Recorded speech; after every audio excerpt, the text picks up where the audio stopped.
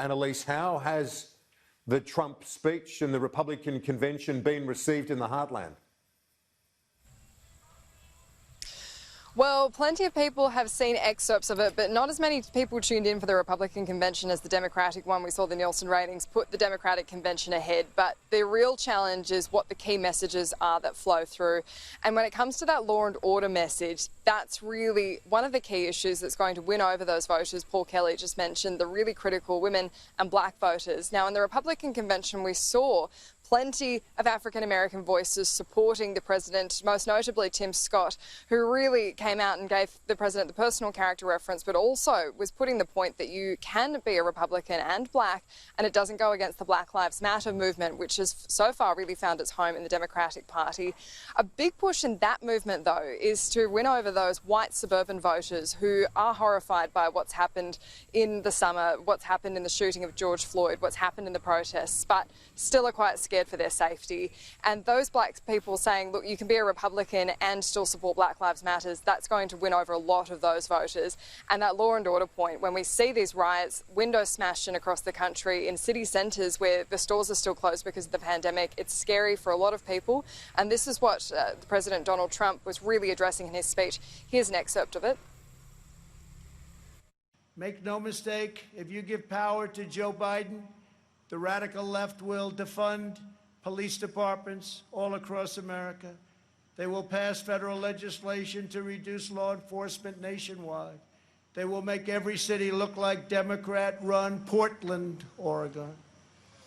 No one will be safe in Biden's America. My administration will always stand with the men and women of law enforcement. Yeah, it was quite something out of the White House, the South Lawn. And what are the polls showing now, Annelise, 2 months out from the election? Well, almost across the board, the polls are showing that Biden has the lead. They range from about 1 point lead to about a 10-point lead. The Real Clear polling average of nationwide polling has it sitting around 7%. But really, it is about this margin of... Sorry, I've lost it here, but it is still Biden, still marginally ahead of Donald Trump. And there is ground to be made, though. And the real question is, how is the pandemic going to affect what happens at polling day? Because so many of those voters who would traditionally support the Democrats are staying home. They're the ones who are concerned about the pandemic, the spread.